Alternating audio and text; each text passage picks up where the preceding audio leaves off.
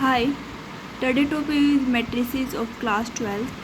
First of all, we will understand its definition.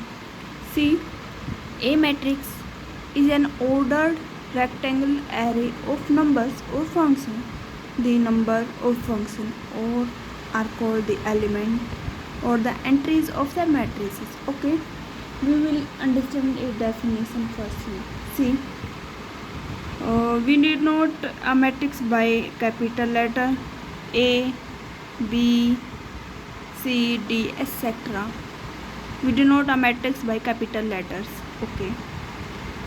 C.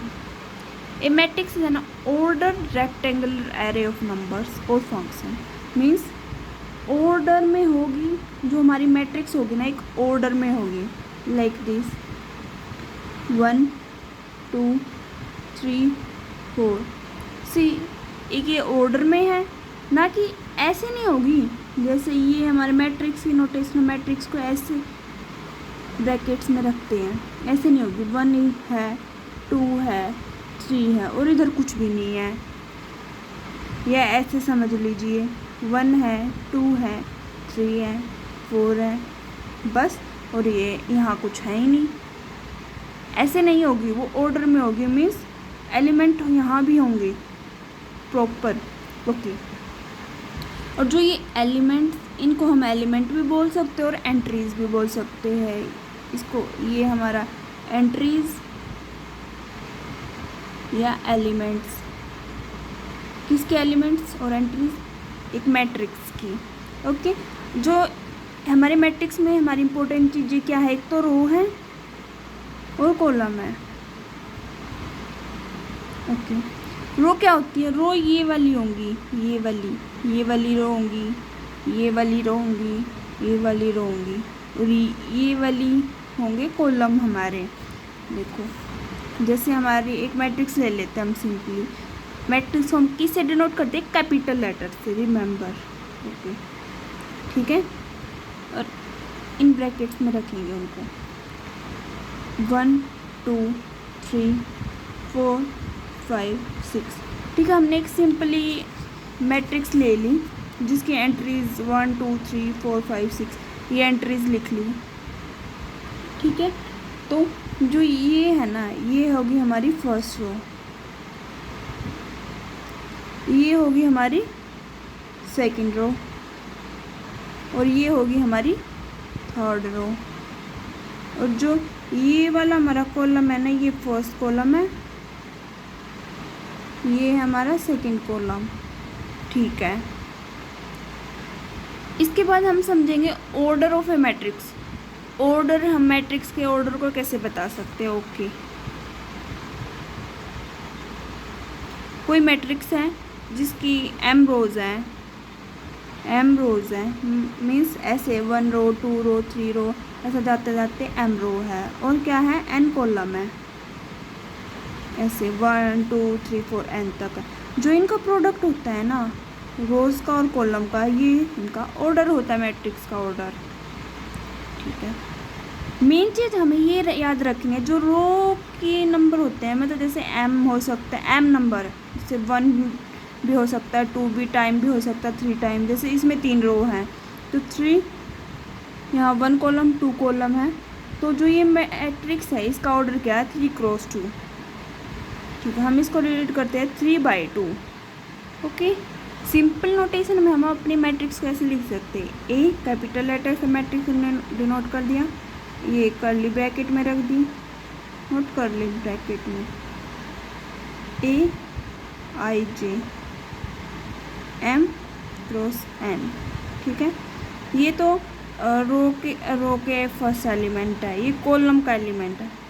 ये हमारी रो है. कितनी रो है? m रो है, ये n कॉलम. तो अब हम इसको एक बार डिनोट करके दिखा देती हूँ मैं आपको. ऐसे लिखेंगे i है, ये नंबर है m का, मतलब रोज़ का. किस 1 to m नंबर तक जाएगी. और j हमारे कॉलम का, ये 1 से n तक जाएगा. ओके. तो हम कैसे लिखेंगे? c 1 क्या? रो का 1 रो, सेम रो में 1 1 1. ओके.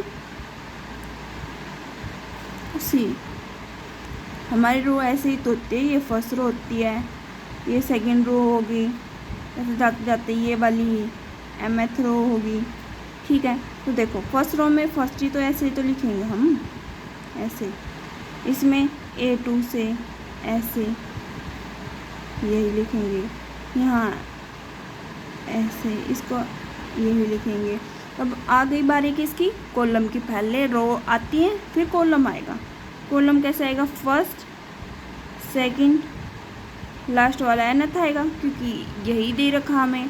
तो हम कैसे लिखते हैं, इन जैसे ये फर्स्ट कॉलम है तो 1 ही तो आएगा ना सब में, सेकंड कॉलम में तो 2 आ जाएगा, थर्ड कॉलम में तो 3 आ जाएगा, फोर्थ है तो 4 आएगा, nth तो n आ जाएगा।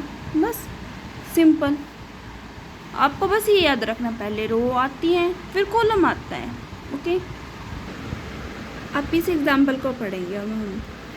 Consider the following information regarding the number of man and women worker in 3 factories first second and third. ये हमें information they the man workers की और वुमेन वर्कर्स की, किन 3 फैक्ट्रीज में। हमें क्या करने को बोला, represent the above information in the form of 3x2 matrix. Okay, हमें ये ध्यान रखना है 3 तो रो होंगी, 2 कॉलम होंगे, फिर उसके बाद हम इसको जो हमें इंफॉर्मेशन दे रखी है वो प्लेस करेंगे, और फिर हमें ये बताने को बोला व्हाट आर द एंट्री। जो एंट्री क्या होती है, एंट्री को हम एलिमेंट भी बोल सकते हैं, किसकी एंट्री, मैट्रिक्स की, in the third row and second column. Okay, see हमें बोला है जो हमारी मैट्रिक्स होगी वो होगी 3x2, मीन्स 1 रो 2 रो 3 रो, 1 कॉलम 2 कॉलम। ओके, ऐसे हम बना देंगे। अब देखो यहाँ हम मैन की इंफॉर्मेशन पुट करेंगे वर्कर की, यहाँ वुमेन की, ये फर्स्ट फैक्ट्री की, ये सेकंड की और ये थर्ड की। सिंपली जैसे दे रखी है वैसे ही रख देंगे, 30 25 25 31 27 एंड 26। ओके, जो ये मैट्रिक्स है इसको हम डिनोट करते हैं कैपिटल से। आप किसी से भी कर सकते हैं, एक्स से कर सकते हैं, वाई से कर सकते हैं, ए से बी से, किसी से भी। हमने ए से कर दी, ठीक है, सिंपली लिए। ठीक है, जब हमें ऑलरेडी ये 3x2 में दे रखे हैं, मतलब 3 रो और कॉलम, अगर हमें बोल रखा और 2 रो और 3 कॉलम, तो हम सिंपली इसको ऐसे कर देंगे, मीन्स 30 25, मतलब ये फर्स्ट फैक्ट्री, ये सेकंड फैक्ट्री, ये थर्ड फैक्ट्री, ये मैन वर्कर्स, ये वुमेन वर्कर्स, 25 31 27 एंड 26। ओके, सी ये बोल रखा हमें 3x2, तो हम हमारा ध्यान इसी पे होगा और किसी पे नहीं। देखो, what does the entry in the third row. Third row कौन सी है, ये वाली हमारी थर्ड रो है, और बोल रखा है सेकंड कॉलम। सेकंड कॉलम ये मतलब ये एंट्री क्या बता रहा है, ये हमें बता रहा है जो वुमेन है थर्ड फैक्ट्री में, वुमेन वर्कर को बता रहा है। हमारा सेकंड एग्जांपल क्या है, if a matrix has 8 element, what are the possible order it can have. Okay, मैं आपको ये बताना भूल गया कि नंबर कैसे पता करते हैं कि मैट्रिक्स में कितने। देखो सिंपली ये हमें मैट्रिक्स दी थी 3x2 की, बस जो ये नंबर ऑफ रोज और नंबर ऑफ कॉलम को मल्टीप्लाई कर देना है, मतलब 6 एलिमेंट है इसमें, 1 2 3 4 5 6। सिंपल जैसे ये हमने एक सिंपल जैसे हम डिनोट करते हैं जनरल वे में, वो डिनोट की थी। जैसे इसमें m रोज थी और n कॉलम्स थे, तो इनका जो प्रोडक्ट आता है mn, ये इसमें इतने नंबर ऑफ एलिमेंट होंगे। ये अभी इन्होंने हमें जो क्वेश्चन पूछा हम इसको दोबारा से पढ़ेंगे। If a matrix has 8 element, अगर कोई मैट्रिक्स है उसमें 8 element, what are the possible order it can, मतलब हमें उस मैट्रिक्स का ऑर्डर बताना है कि उसमें 8 एलिमेंट्स हैं, तो हमें बताना है कि उसके कितने ऑर्डर हो सकते हैं। सी इसके हम ना मल्टीपल के उसमें करेंगे कि इसको हम कैसे कर सकते, कैसे लिख सकते हैं। इसको हम 1x8 में लिख सकते हैं, 8x1, ये तो नॉर्मल सी बात है, हम जब 1x8 कर सकते हो 8x1 भी कर सकते हैं। अब 8 को हम 2x4 भी तो कर सकते हैं, तो 4x2 भी कर सकते हैं, मतलब उसके पॉसिबल ऑर्डर ये हैं, ये हो सकते हैं। बस यही पूछ रखा था इसमें हमें। नेक्स्ट एग्जांपल क्या है, कंस्ट्रक्ट 3x2 मैट्रिक्स कंस्ट्रक्ट करनी है। whose element are given by, जिसके एलिमेंट है ना ऐसे ही रिप्रेजेंट कर रही है एंट्री। ओके, एक सिंपल सी नोटेशन करते हैं मैट्रिक्स की ए से, और उसमें हमें बोल रखा है 3 क्रॉस 2, मतलब रोज कितनी होंगी 3 होंगी और कॉलम होंगे 2, मतलब आई की वैल्यू होंगी 1 2 3, और किसकी वैल्यू जे किसको रिप्रेजेंट करता है कॉलम को, उसकी होगी 1 और 2। ठीक है, एक सिंपल से मैट्रिक्स ले लेते हैं हम 3 क्रॉस 2 की, मतलब 3 रो होंगी और 2 कॉलम होंगे 3 क्रॉस 2 की, वही जैसे हमने MN जर्नल वे में लिखी थी वैसे ही A1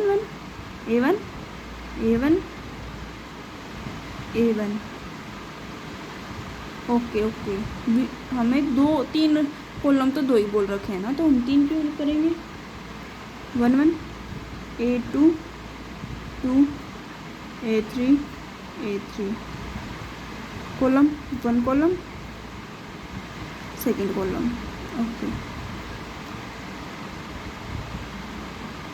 ठीक है, हमें ये बोल रखा है हमारी जो मैट्रिक्स ये बनेगी। अब हमें फाइंड करना है एलिमेंट AIG कैसे रिप्रेजेंट कर रहे हैं 1/2 मोड, किसका मोड मतलब इसमें सिर्फ पॉजिटिव वैल्यू आएंगी।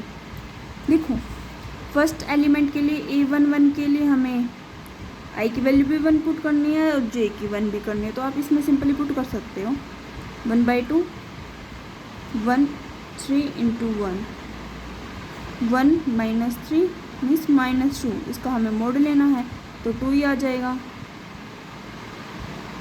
ओपन कर लेंगे 1 आ जाएगा बस।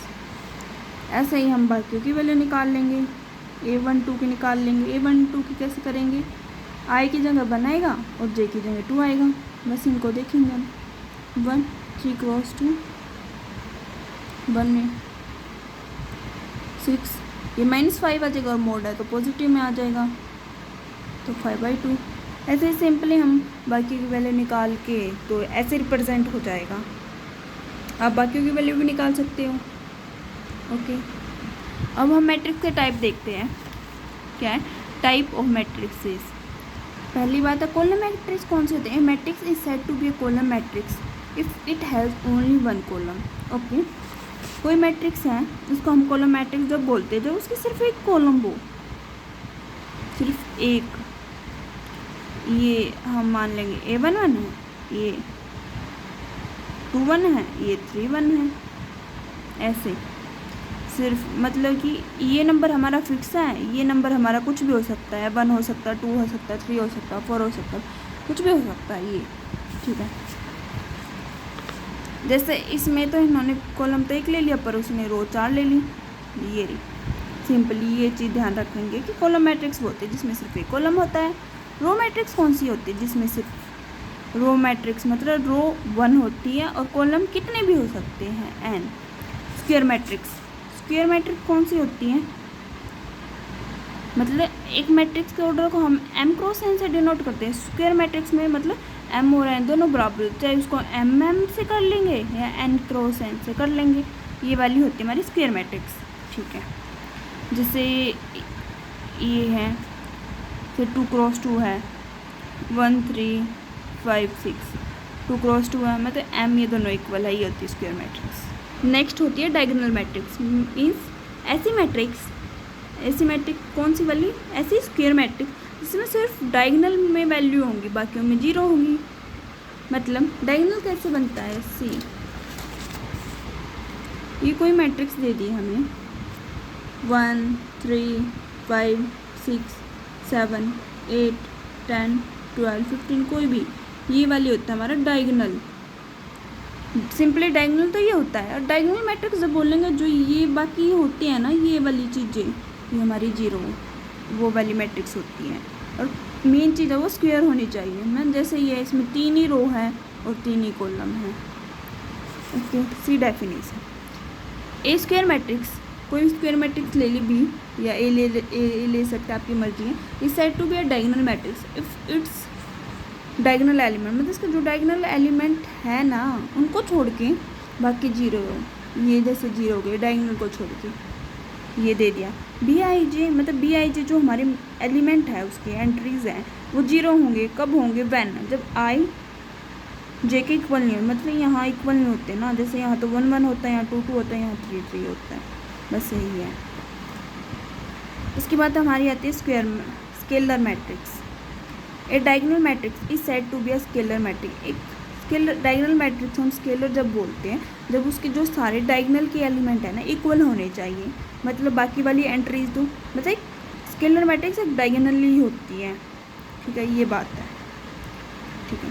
बट डायगोनल ज़रूरी नहीं है वो स्केलर होंगी, क्योंकि डायगोनल में तो अलग अलग वैल्यू भी हो सकती हैं, पर स्केलर में वो सेम होनी चाहिए, जैसे ये है, ओके। आइडेंटिटी मैट्रिक्स क्या होती है? सेम है, एक डायगोनल मैट्रिक्स की तरह होती है, पर उसमें ये सारे सेम होने चाहिए, मतलब सिंपल सी बात है। आइडेंटिटी मैट्रिक्स एक स्केलर मैट्रिक्स, मतलब स्केलर को हम एक आइडेंटिटी मैट्रिक्स बोल सकते हैं। स्केलर को हम आइडेंटिटी नहीं बोल सकते, क्योंकि स्केलर में तो अलग अलग वैल्यू हो सकती है ना, आइडेंटिटी को बोल सकते हैं हम स्केलर मैट्रिक्स। मेन चीज़ आपको ध्यान रखनी है, स्केलर को हम आइडेंटिटी मैट्रिक्स बोल सकते हैं, पर आइडेंटिटी को नहीं बोल, ओके, हम ऐसे समझते हैं। देखो आइडेंटिटी मैट्रिक्स कौन सी होती है? जिसके जो डायगोनल एलिमेंट है ना वो 1 1 होंगे और बाकी सारी 0 होंगी, ठीक है, ठीक है। और स्केलर क्या होता है?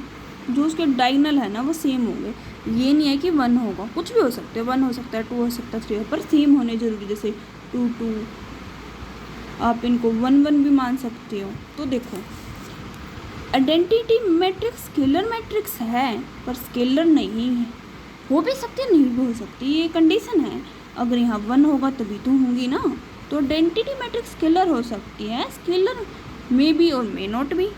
लास्ट है जीरो मैट्रिक्स। जीरो मैट्रिक्स कौन सी होती है? जिसके सारे ही एलिमेंट 0 होते हैं, ठीक है। हमारा नेक्स्ट है इक्वलिटी ऑफ मैट्रिक्स, मतलब 2 मैट्रिक्स गिवन होंगी हमें, वो इक्वलिटी ऑफ मैट्रिक्स मतलब इक्वल जब बोलेंगे अगर दोनों मैट्रिक्स का ऑर्डर सेम होगा और सेकंड उसका जो कॉरस्पॉन्डिंग एलिमेंट है वो सेम होगा। जैसे देखो 2 मैट्रिक्स दे दी हमें, सिंपल से हमने ऐसे ही जनरल वे में डिनोट कर लेंगे, A11 A12 A21 और A22, ठीक है, A2 क्रॉस 2 की है, बी भी सेम होनी चाहिए, इसी ऑर्डर की होनी चाहिए, B11 B12 B21 और B22, ठीक है। देखो 2 मैट्रिक्स एक दूसरे के इक्वल जब होंगे जब उनका, पहली बात है ऑर्डर सेम होगा, ऑर्डर इज सेम, ठीक है। सेकंड क्या होगा? जो उनके कॉरस्पॉन्डिंग एलिमेंट है, मतलब ये वाले A11 के कॉरस्पॉन्ड है ये वाला, A12 की ये वाला है, A21 के ये हैं, ऐसे ये सेम होगा जब मैट्रिक्स इक्वल होंगे। अब इस पे हम बेस क्वेश्चन करते हैं। सी हमें 4th एग्जांपल दे रखा है, 2 मैट्रिक्स दे दी, सी हम देख पा रहे हैं 1 रो 2 रो 3 रो, 1 कॉलम 2 कॉलम 3 कॉलम, मतलब 3 क्रॉस 3, ये भी सेम है 3 cross 3। Find the value of, हमें इनकी वैल्यू निकालनी है, तो ये जब इक्वल दे रखे तो इक्वल ही होंगी। इक्वल कब होते हैं? जब उनका ऑर्डर सेम होता है और सेकंड चीज कॉरस्पॉन्डिंग एलिमेंट सेम होते हैं। सी ये एलिमेंट इसके इक्वल होगा, तो हम लिख लेते हैं x + 3 = 0, ओके। सेकंड z + 4 6 के इक्वल है, z + 4 = 6, ठीक है। देखो यहाँ भी y है, यहाँ से हम y की वैल्यू निकाल सकते हैं, तो लिख लेंगे ओके -6 के तो कुछ लिखने की जरूरत नहीं है, इसको लिख लेंगे a - 1 = -3, और ये c वाला लिख लेंगे 0 = 2c + 2, ये वाला भी लिख लेंगे हम b - 3 = tb + 4, बाकी तो सेम, इसको कुछ लिखें। देखा अब हम देखो यहाँ से हम b की वैल्यू निकाल लेंगे, सी b को एक साइड ले जाएंगे और बाकी नंबर को एक साइड, तो -7, मतलब b की वैल्यू आ गई है, यहाँ से c की आ जाएगी, c की क्या आ जाएगी? -1 आ जाएगी, ठीक है। ए की यहाँ से निकालेंगे, इसको इधर ले जाएंगे, +1 होगा मतलब -2 आ जाएगी।